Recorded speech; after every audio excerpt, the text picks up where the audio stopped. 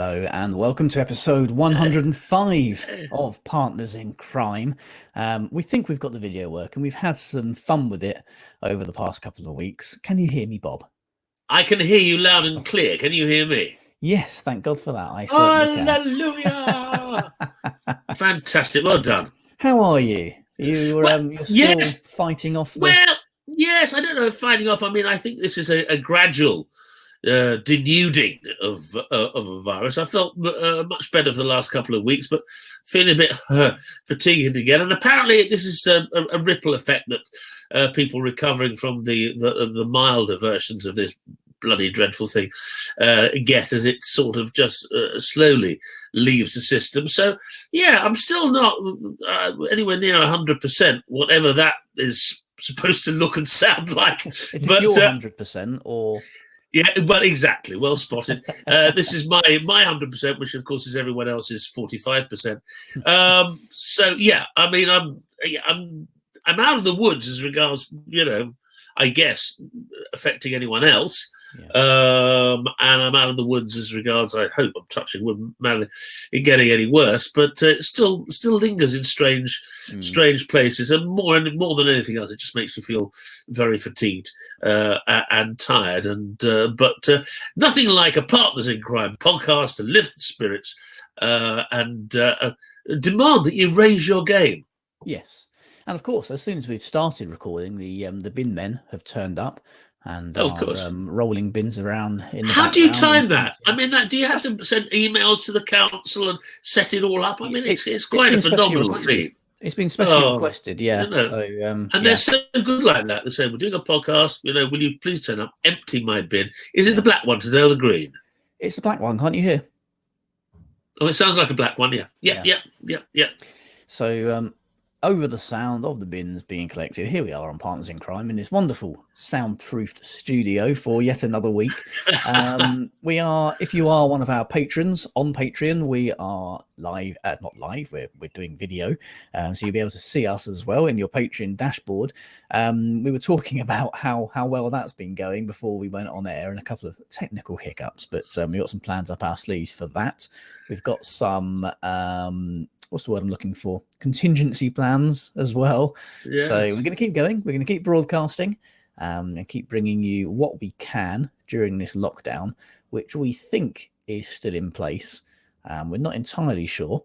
Communication not been wonderful from our leaders at the moment, but we may be broadcasting. We may not. Yeah. We could have a good system going. We possibly won't.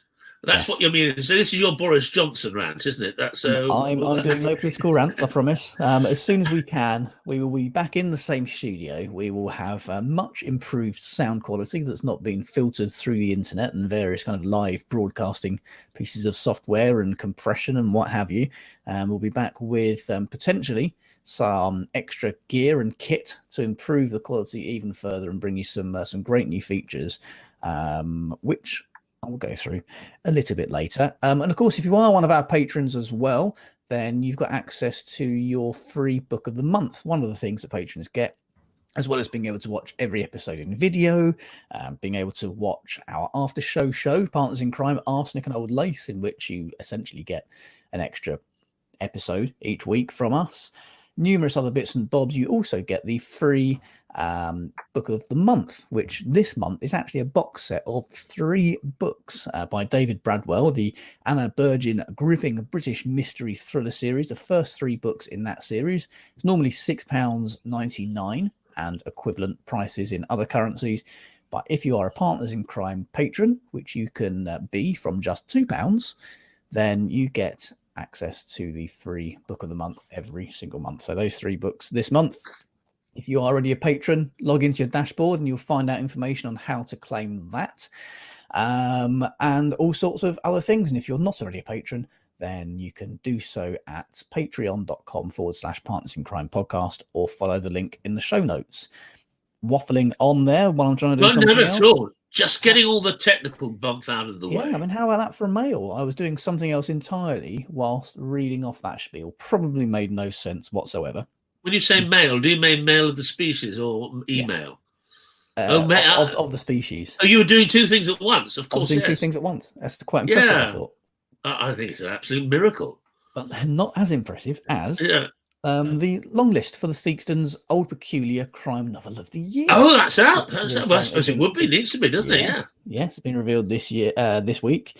It's now in its 16th year. They've had a record number of submissions this year, apparently, as well. And they've got a long list of 18 titles, 10 of which are by women, which is fantastic. That's over 50%. Yeah. So, well, that's pretty close to the ratio of crime in the sexes of crime writers, anyway, isn't there? I mean, and what is it? Something like 70% of crime writers are women. We've had this conversation before. I'm sure the stats haven't changed much, so that sort of semi reflects the number of women writers in the genre, which is great. Anyway, carry on. Sorry to interrupt. Oh no! You interrupt all you like. So there are some returning champions, previous winners of the prize, who are in the running this year, including Denise Mina, who is aiming to be the first author to get a hat trick of Theakston's Old Peculier crime novels of the year, with her unsettling thriller Conviction. Chris Brookmyre's also on the list, as is Val McDermid and Lee Child, all former winners. Some previously nominated authors are also on there. Mick Herron, a favourite of yours, Bob. Abby Mukherjee and Anne Cleves. They're all back on the long list and aiming to win the prize. I'll give you the full long list, shall I? Because would you? Anyone listening, you're looking sideways at me again. I like this. Well, I've got to go that way. Yes, I will. I will read out the list for you. Thank you. Because anybody can vote for the winner, and I'll tell you how you can do that just afterwards. The long list is My Sister the Serial Killer by Oyinkan Braithwaite, Fallen Angel by Chris Brookmyre, Nothing Important Happened Today by Will Carver, Cruel Acts by Jane Casey, Blue Moon by Lee Child, The Long Call by Anne Cleves, Red Snow by Will Dean, Platform 7 by Louise Doughty, Helen Fitzgerald's Worst Case Scenario, The Lost Man by Jane Harper, your favourite Mick Herron with Joe Country, Val McDermid's How the Dead Speak, another favourite of yours, I think, The Chain by Adrian McKinsey. Was that one that you recommended? Absolutely. Conviction by Denise Mina, Smoke and Ashes by Abby Mukherjee, The Whisper Man by Alex North, Blood and Sugar by Laura Shepherd Robinson, and Blood Orange by Harriet Tice. That is a long list this year. You can vote now, members of the public, you can vote for your short list of 6 titles at the wonderfully memorable and short domain name harrogatetheakstoncrimeawards.com, which we will put in the show notes as well, so you can just click through and then vote there. The winners, the shortlist will be announced on June the 8th. The winner of the prize has historically been awarded on the opening evening of the Theakston's Crime Writing Festival at Harrogate, which has been cancelled, of course, this year due to the coronavirus pandemic. So the winner will be revealed at a virtual awards ceremony on the 31st of July, and they will receive £3,000 and, get this, a handmade engraved beer barrel provided by Theakston's Old Peculier. So head over to harrogatetheakstoncrimeaward.com to vote for your shortlist, which will be announced on June the 8th. Well, that's a great list. And many of them not a great surprise. Anne Cleves, Val McDermid being on there, Louise Doughty, or whatever. So that's a terrific list. So, and it's a great shame that, of course, that festival isn't going ahead. I mean, for you, Adam, it's almost the perfect festival, really. A crime thriller festival devoted to the genre of crime fiction, sponsored by a famous beer company. It's a balance that you could only dream of, really. But and in one of the finest towns in the UK as well. Certainly one of the most beautiful. And as you know, I mean, the festival itself is fantastic. Set in the hotel. I mean, I'm bigging it up, and it's not going to be happening this year. But I mean, the famous hotel where Agatha Christie disappeared during that extraordinary incident in her life, with the police force trying to track her down, and it being a national in every national paper in the land. Was she found by a jazz band in the end, rather than I think the police actually failed to find her, didn't they? She was spotted by a jazz band who were playing in the hotel. Yes, yeah. Someone in the hotel discovered her. But these were the days before Betty's wonderful tea rooms and all the other things that Harrogate has to offer. So, yeah, it's a great shame that it's not going ahead, but it is going ahead in the form of a video presentation, which is good. So, anyway, good luck to everyone on that long list. Indeed. It got me thinking, actually, Bob, that we should, and I'm just floating this to you, on the show, Yes. we should consider doing a Partners in Crime award of some sort, maybe. Perhaps. Yeah. Well, that's a very good idea. It'd be fun, wouldn't it? We could, how would that manifest itself? 4 Bible listeners, I guess. We'd have to come up with some categories and get the listeners to recommend some books that they want on the long list. We can then whittle that down to a short list. What a great idea! A winner. I mean, I've literally just pulled that out of my backside. Did you? Recording, but I thought I heard a rather disturbing noise. Yes. Well, that's Well, I mean, I've heard of ideas for all sorts of things coming from strange places, but that really does take the biscuit. So yeah, well, I think that's a wonderful idea. If any of our listeners or viewers have any ideas about that would be great. But maybe we'll set that in motion ASAP, and maybe have it announced just before Christmas, so people can actually sort of, if we was announced in November, people could maybe sort of use it as a pointer to what presents to get their loved ones. Yes, yes. Those people who buy their loved ones books about killings and murders and crimes and all that sort of thing.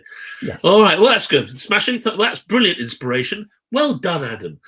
Right, so I'm going to move on to a recommendation now. It's not a recommendation from me, though it may well be, because it's a television series that is in its second season. And has been recommended to me by lots of people. So I'm probably sort of just you probably know about this already, listeners, but it's a series on Netflix called Dead to Me, which started its second season, as I say. Oh, there it is on the screen for those who are watching. Second series, I think not long ago.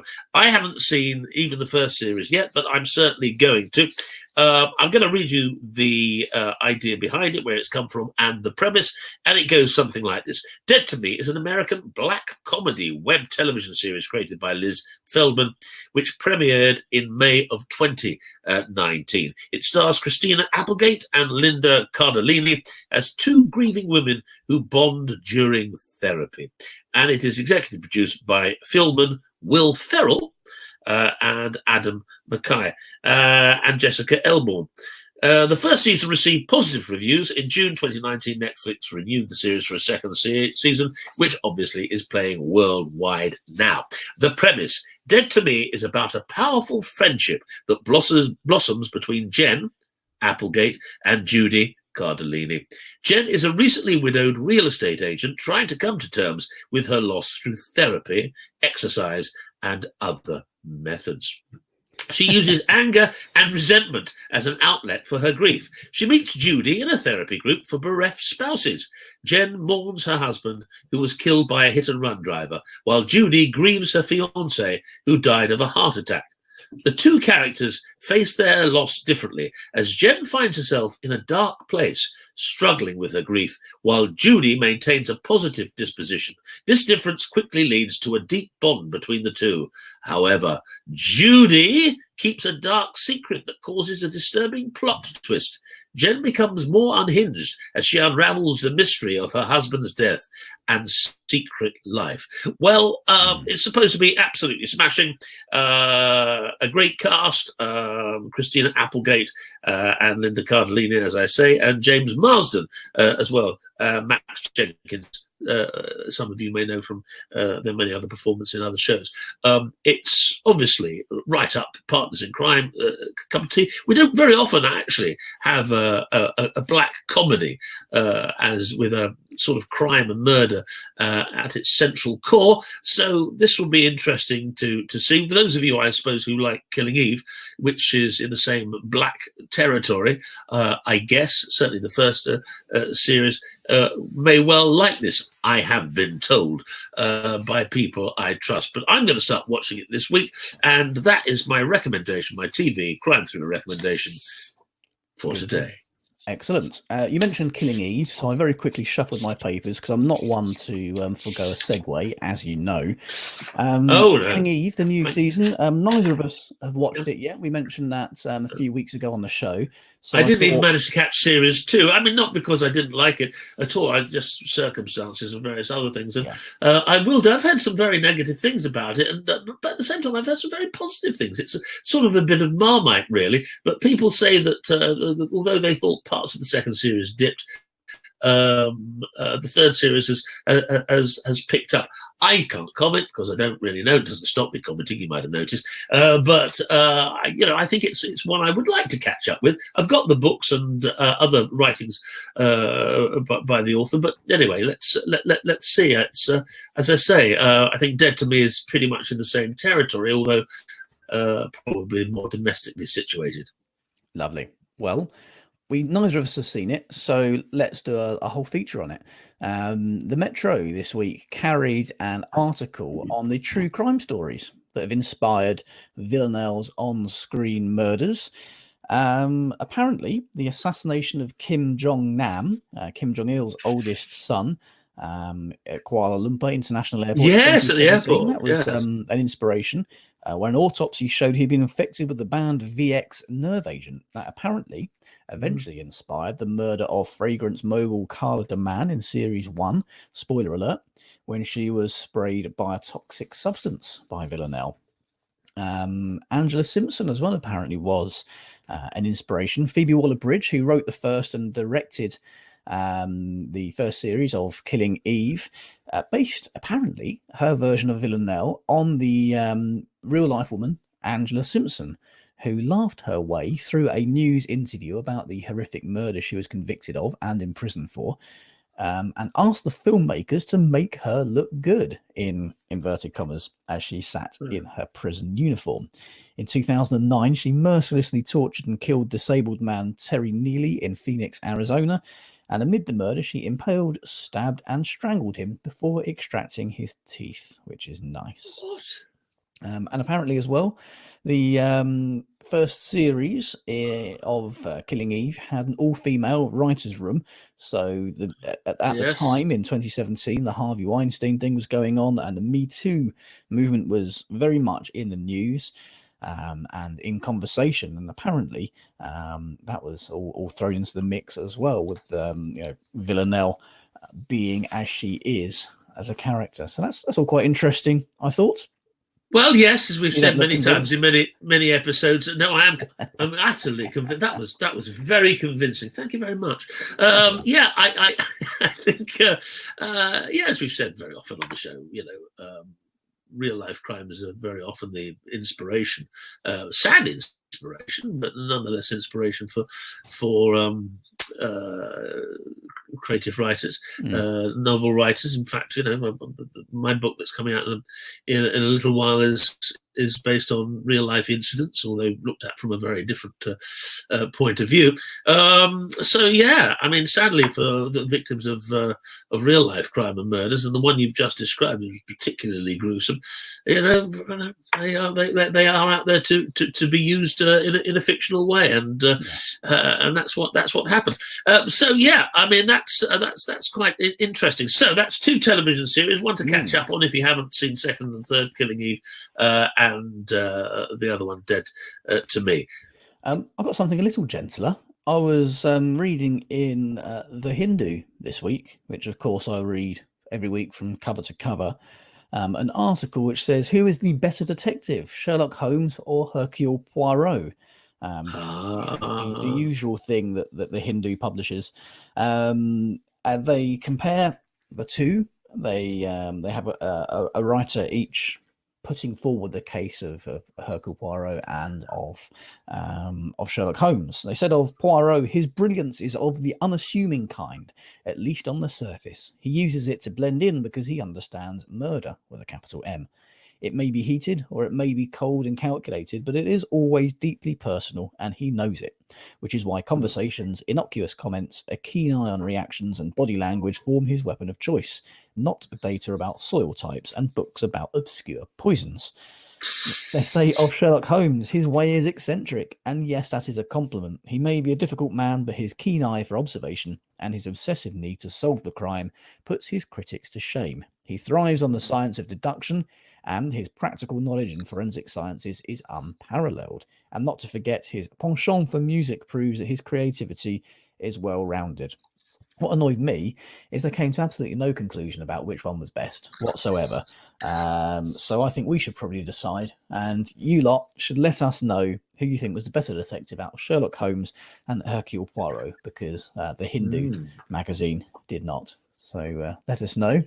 Hello at partnersincrime.online or on Twitter at CrimeFic Podcast, in the Partners in Crime Facebook group as well. Let's try and get a vote together, which Moriarty can count from all of those different sources, and let us know who the winner is for next week. How about that? Let's settle it. That's absolutely terrific. And the winner, does the winner get anything, Adam? Other apart from the actual great, the honour of actually having won after having done a lot of work. Well, It's a matter of taste and personal opinion, I guess, at the end of the day. Yeah. So, I don't know. One will come out on top in the popular vote. Seeing as they're both fictional and their creators are long dead, as are their creators' children, I would say we're probably okay. Oh, I see. I've just fully understood that the idea is that there's not you can't offer a prize. You broke up a second there, so I missed the centre of that. I see. It's just to decide who our listeners think is the best. There isn't going to be. It's not going to be an objective. Who's the best detective ever? But we'll have a go. Yeah. So if sort of several hundred people say it's Sherlock Holmes, they should all get a mug, possibly. Yeah. Well, yeah, we haven't sent out a mug for a while, have we? So we haven't sent up. It's just our two mugs that turn up on a regular basis. Partners in Crime Book Awards. Maybe the winner. Have we got any mugs? Have we got any mugs? Listen, this is something I want to know. Have we got any Partners in Crime merchandise? Yes, there are some mugs, and it is something we're looking at introducing as well as a merchandising range in order to help support the show. That is being worked on, and should be ready to launch hopefully soon. You see, I know nothing, but I have an idea, and I realise that it's already underway. Got there first, but yeah, one of the great luxuries of working with Adam Croft. Great. So I've got after you. No, I was going to say one of the things we're looking to do there, and I think it is technically possible as well, is to give patrons a heavy discount on that merchandising. So that's one of the things that's been slowing it down is introducing that as well, so they can get something extra. You've been reading this week, you say. No, I have been reading, but I've been finishing off my Kate Atkinson book, which was absolutely fantastic. I was going to say, because I've loaded in the book cover here for a book you told me you were going to talk about. Oh yeah, I'm going to talk about it. Don't you worry. This is that one. This is a reference, and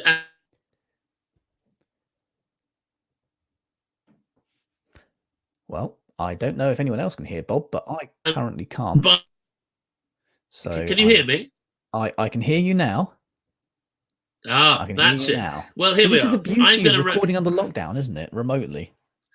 Well, you make a beautiful thing. It's certainly a strength, but it's a book by Shari Lapena, a wonderful crime writer, and it's called "Someone We Know," from the #1 best-selling author of The Couple Next Door, which is a great read.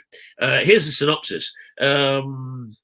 It can be hard keeping secrets in a tight-knit neighborhood, in a tranquil, leafy suburb of ordinary streets, one where everyone is polite and friendly. An anonymous letter passed you by way. My voice is gone. An anonymous note has been left at some of the houses. I'm so sorry. My son has been getting into people's houses. He's broken into yours. Who is this boy, and what might he have uncovered? As whispers start to circulate, suspicion mounts. And when a missing local woman is found murdered, the tension reaches breaking point. Who killed her? Who knows more than they are telling? And how far will all these very nice people go to protect their secrets? Maybe you don't know your neighbour as well as you thought you did. Now that's a fascinating conceit, isn't it? A masterful whodunit, perfectly paced and expertly plotted, that had me guessing all the way through. I loved it and couldn't put it down, said C.L. Taylor. Ruth Ware said, no one does suburban paranoia like Shari Lapena. This slowly unfurling nightmare will have you biting your nails until the end. As I say, I am not read it yet. This is a recommendation from a very good friend of mine who thought it was a smashing book. It is available on Kobo, as we all know. So Someone We Know by Shari Lapena is my book recommendation for this week. Enjoy, I hope. If you want to get that book, we strongly recommend you do so from Kobo. If you've not bought from them before, you don't need a special e-reader or device. You can read on your mobile phone or your tablet, although their e-readers are wonderful.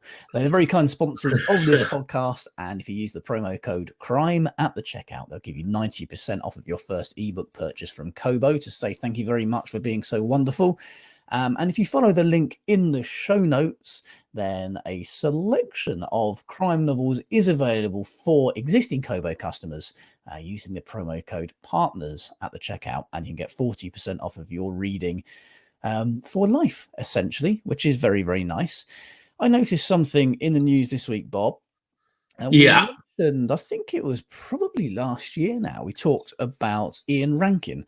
He had donated his personal archive to the National Library last year. The National Library of Scotland, that is, they've now lifted the lid on the archive, which spans 5 decades, 77 boxes it filled. It includes an unpublished first novel by Ian Rankin, which was written before he created Rebus, as well as the original handwritten manuscripts for the detective series. In there also were song lyrics, poems, and music reviews of acts like Madonna and R.E.M., along with Rankin's reflections on how he originally saw the Rebus book as an apprenticeship to become an author, and his determination to ensure crime fiction was treated more seriously.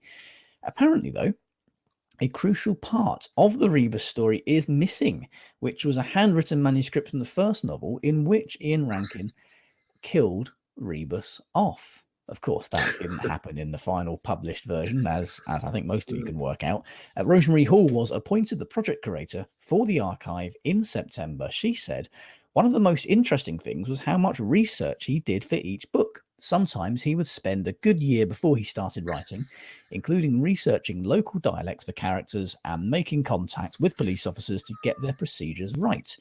He really cared about everything being accurate. He's been writing for so long, she says, and is so successful, but he's obviously still so meticulous. She says, I also came across his handwritten lyrics for his band Dancing Pigs, which are a lot of fun, and a track listing for an album that was never released. My favourite song title was Anarchy in Cowdenbeath. What a lot of people will find interesting, well, I found all that interesting, frankly, are his thoughts on crime fiction as a genre. He was not exactly happy. He had some very strong opinions at the time. He did not feel that crime fiction was really respected enough and wanted to change that. He didn't set out to become a crime writer. He always wanted to be taken seriously as a literary writer, and has worked really hard to make crime fiction respected as a genre, which I think we can all agree on. And succeeded, yes. Ian Rankin was asked for his comment himself. He said the original ending of that first novel has just been lost in the mists of time. I think I changed the ending very early on, possibly before I got round to typing up the book. I used to write in longhand, and I thought I wasn't going to use the character again, and that he might as well die. It would have been a surprise for everybody if the hero died. Certainly would, in retrospect. But then, Ian Rankin said, I thought that nobody likes it if the hero dies. It never got as far as going to an editor. I decided to change it before I typed up the book, edited it, and sent it off into the wilderness. And thank God he did. because we've now got a number of Rebus books, and he has undeniably changed crime fiction forever as a result. So thank God he didn't kill off Rebus in that first book.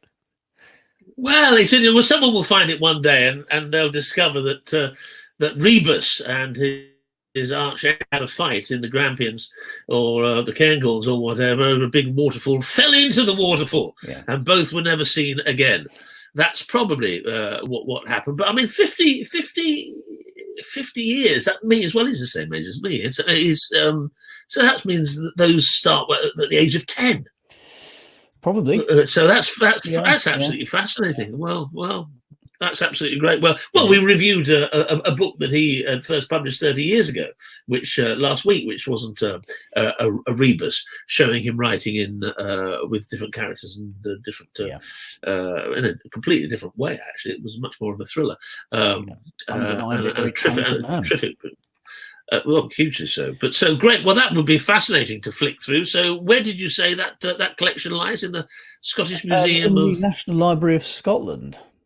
Yeah. National Library of Scotland. Yeah, Great. I'll believe them on that. I'm not about to drive up and check.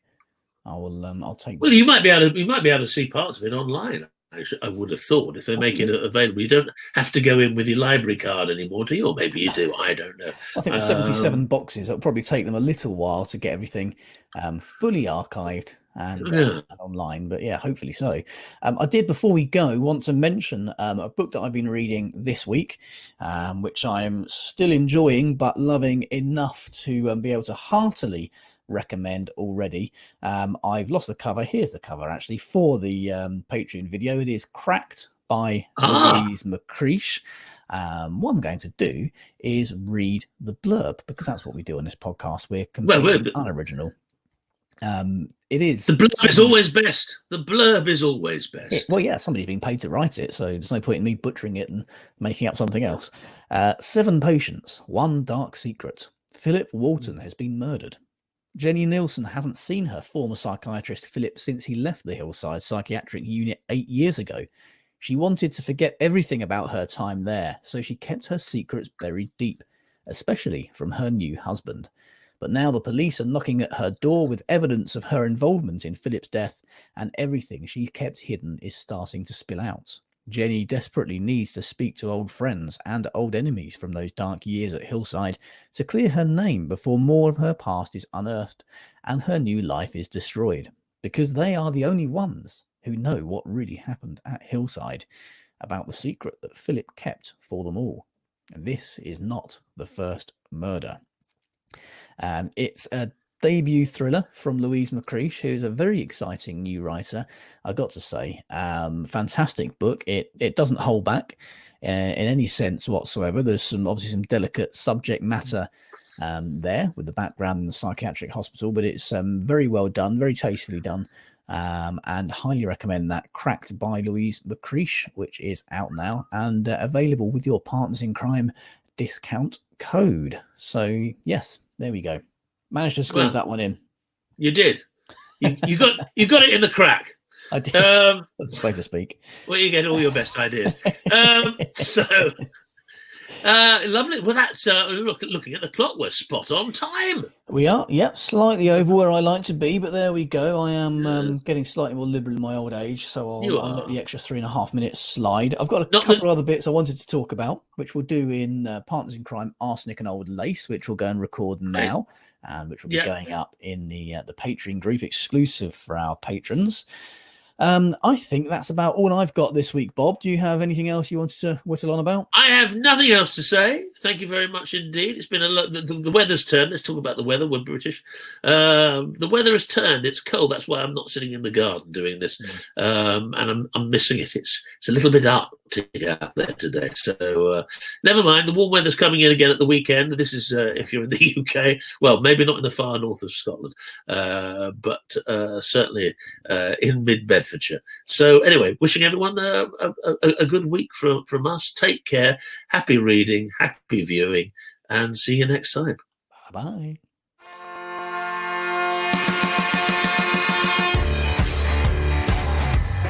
Partners in Crime was presented by Adam Croft and Robert Daws and produced by Adam Croft. The theme tune was by The Caesareans The Partners in Crime logo and imagery were designed by Stuart Beish. Partners in Crime is sponsored by Kobo, your favourite local bookshop, Perfected.